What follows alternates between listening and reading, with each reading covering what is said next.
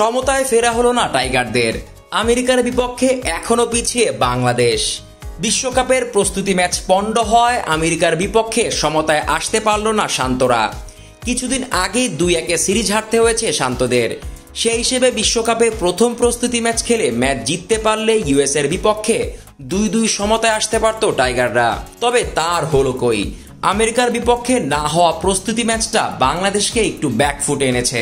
সেরা কম্বিনেশন কিংবা নিজেদের ঝালাই করা যেই জায়গাগুলোতে উন্নতির কথা ছিল ওগুলো আর হয়ে ওঠেনি।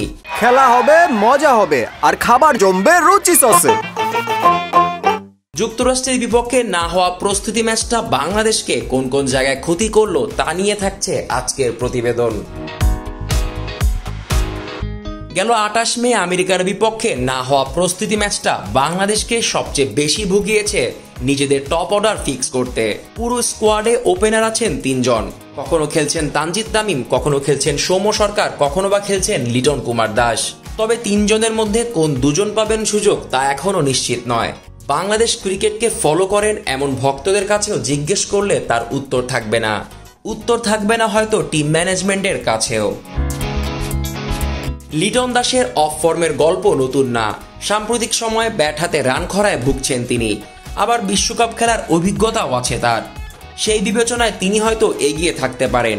তাছাড়া পুরো দল আশা করছে ফর্মে ফিরবেন লিটন কুমার দাস। তবে সেই আশার গ্যারান্টি এখনো মিলছে না। আমেরিকার বিপক্ষে 3 ম্যাচ সিরিজে শেষ ম্যাচে একাদশে ছিলেন লিটন, তবে সুযোগ পাননি ব্যাটিং করার। তাই একই দলের বিপক্ষে বিশ্বকাপের প্রস্তুতি ম্যাচে লিটনকে ঝালিয়ে দেখার একটা সুযোগ ছিল। তবে আবহাওয়ার কারণে পরিত্যক্ত হওয়া সেই ম্যাচের কারণে লিটনকে ঝালিয়ে দেখার সুযোগটা মিস করলো বাংলাদেশ। শুধু লিটন দাসকে ঝালিয়ে দেখার দরকার ছিল এমনটা নয়, তানজিদ তামিম ও সৌম্য সরকার আরও একবার তারা ভালো পারফর্ম করতে পারতেন কিনা তাও দেখার সুযোগ ছিল সেই পরিত্যক্ত হওয়া ম্যাচে। অধিনায়ক নাজমুল শান্ত ছিলেন না টাচে। বল হাতে ভালো করলেও ব্যাটার সাকিব আল হাসান ছিলেন না তার চেনা রূপে। পরিত্যক্ত হওয়া সেই ম্যাচে শান্ত সাকিবের ব্যাটিং দেখাও হলো না, কেননা তাদের রানে থাকাটাও বেশ গুরুত্বপূর্ণ বাংলাদেশের বিশ্বকাপ মিশনের জন্য। ব্যাটিং ডিপার্টমেন্টের মতো বোলিং ডিপার্টমেন্টে খুব একটা লস হয়নি। টাইগার পেসাররা দারুণ ছন্দি আছেন। তবে ঝালিয়ে দেখার সুযোগ ছিল স্পিনার শেখ মেহেদী ও তানভীর ইসলামকে। সে যাই হোক, সবচেয়ে বড় কথা বিশ্বকাপের সেরা কম্বিনেশনটা এখনো অবধি তৈরি করতে পারেনি বাংলাদেশ। যুক্তরাষ্ট্রের বিপক্ষে সিরিজের শেষ ম্যাচ জয়ের পরও সেরা কম্বিনেশন খুঁজেছে টিম ম্যানেজমেন্ট।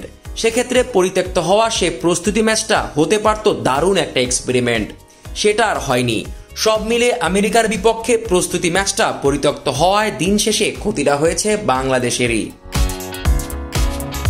এদিকে বিশ্বকাপের মূল পর্ব খেলার আগে ভারতের বিপক্ষে নিজেদের সেরা কম্বিনেশনটা নিয়ে মাঠে নামার চেষ্টা করবে টাইগাররা। টিম ইন্ডিয়ার বিপক্ষে নিজেদের সেরা কম্বিনেশন খুঁজে পাবে বাংলাদেশ, সেটাই প্রত্যাশা ভক্তদের। Zisan Ahmed, BD cric time.